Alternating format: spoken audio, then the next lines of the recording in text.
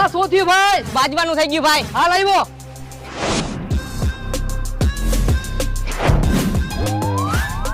આ શું થયું ભાઈ? બાજવાનું થઈ ગયું ભાઈ. હાલ આવું ભાઈ.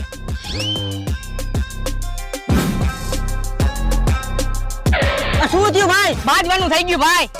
એ હાલો.